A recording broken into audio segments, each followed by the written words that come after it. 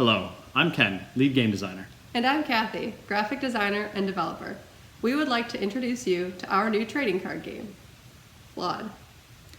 After 5 years of design and development, Flawed Kickstarter campaign begins June 21st, 2023. Kathy and I will take the next few minutes to talk about what makes Flawed special. Innovative deck construction, engaging gameplay, and rich lore. The story follows 6 factions. All of the cards in the game belong to at least one of these factions. Shrine cards represent important landmarks in each faction, such as the Great Oak, a sacred tree in the Earth faction. The 6 factions are at war with each other, and players choose a faction, protect its shrine, and destroy the opponents. The 6 factions are Fire, known for their strength; Light, the tough and defensive faction; Air, quick and nimble; Water, which aims to evade the opponent's defenses; Earth, the resourceful faction; and Dark, with calculated and efficient gameplay. Every base card is fundamentally flawed, until a player completes it with an essence. Every base card is sleeved together with a clear essence card. The use of clear essences makes cards an innovative piece that sets Flawed apart in the trading card game genre. With 146 base cards and 80 clear essence cards, there are nearly 7,000 possible combinations in set 1 alone. I've already designed 4 sets. While the possibilities may seem endless, there are a number of valences in place to balance gameplay. Essences serve 2 functions. The first is to customize how the base card performs in-game. Here we see 2 versions of the base card Knife Expert. This one is paired with Essence of Combat, while this one is combined with Essence of Opportunity. Essence of Combat is a fire essence that creates a combat-focused unit. By heavily modifying Knife Expert's stat line, its player utilizes an aggressive strategy. In contrast, the Knife Expert with Essence of Opportunity gains bonus initiative, allowing its controller to play first. The same card, but each plays with its own unique strategy. You'll also notice that each Knife Expert has a different cost to play. This introduces the second effect of the Clear Essence card. Flawed is a resource-based game, like Magic the Gathering, Hearthstone, or Duel Masters. Base cards have costs that must be paid in order to play them. In addition to modifying the base card, essences serve as the resource system for Flawed. Essence of Combat generates a fire resource, while Essence of Opportunity generates a dark resource. And since every card in your deck has an essence, any card can be played as a resource. Kathy, why don't we play a couple of turns and show them how it works? Okay. All right, we're going to play a couple turns for you of Flawed. There is a mulligan roll that helps each player determine what their starting hand is going to be and also who goes first. We've already done that off camera, so we're just going to jump right into it, and I'm going to go first. In Flawed, turns are shared and players alternate taking actions. So I'm going to take the first action of turn 1. I'm going to choose to play a resource.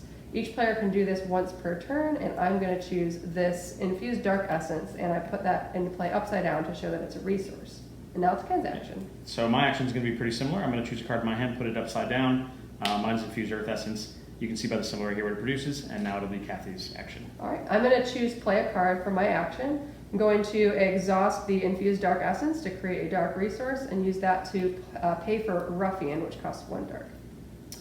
I don't have anything left that I can do proactively on my turn, so I'm going to take a special action called Prepare. It allows me to draw an extra card right now, but then I have to pass for the rest of this turn. I'm basically telling Kathy I'm done with turn 1. And prepare is only once per turn, so since Ken prepared, I cannot prepare for turn 1. For my action, I'm going to choose Attack and take my Ruffian, exhaust it, and deal damage to Ken's Shrine. My Ruffian has 3 power. And I have no defenses or anything set up yet, so my Great Oak must take 3. Now it's Ken's action. I have to pass. He has to pass because he prepared. For my action, I don't have anything left to do. All my resources and units are already exhausted. I cannot prepare because Ken already did, so I'm going to pass.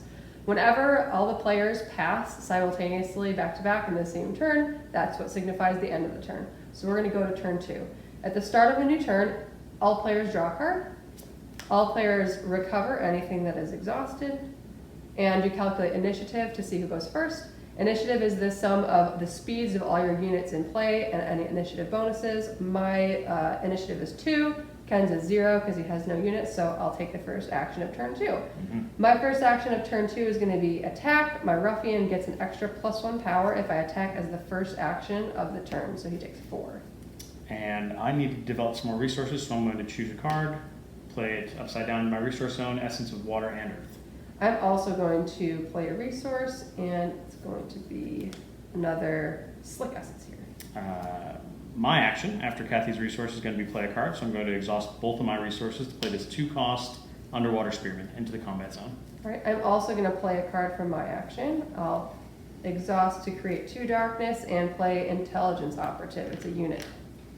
All right, so Kathy's getting a bit of a board built up there, but I'm going to try to fight back. I'm going to choose an attack action, and I'm going to use the Underwater Spearman to attack her Ruffian directly. Normally, I have to attack structures, but since her Ruffian is already exhausted, it is basically susceptible to counterattack. So I'm going to exhaust my Spearman, showing that this is the intended attack target, and then she's going to decide whether or not she wants to defend. Yeah, I do have an available unit to exhaust and defend with if I wanted to, but I'm not going to. I'm going to let the attack go through.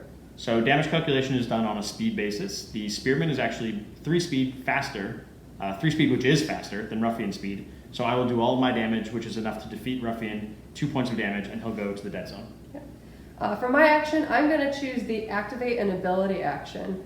My shrine has an active ability on it that says I can exhaust an assassin or a tactician to deal a damage directly to his shrine. So I'm going to exhaust my tactician and deal a damage directly to your shrine without attacking.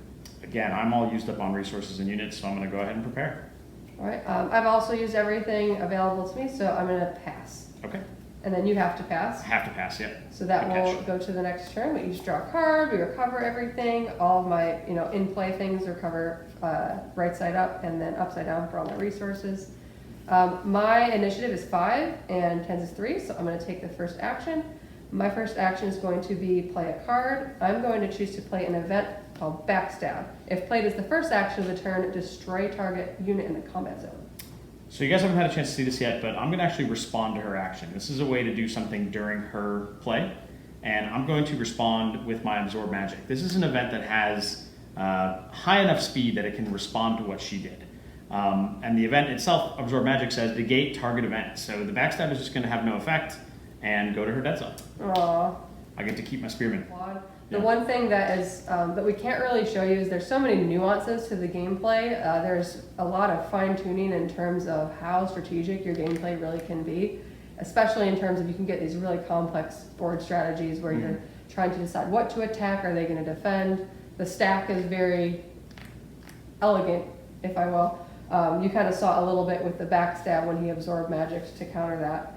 And a lot of that experience you only get from sitting down and playing the game and reading the cards available yourself. But hopefully we were able to demonstrate at least a lot of the very technical strategic gameplay in this short little video for you. Yeah, and the final kind of caveat off of that is for all the technicality that there is, a lot of it branches from the deck that you decided to build. And what you sat down with is really going to be in tune with the player and kind of let them do their thing.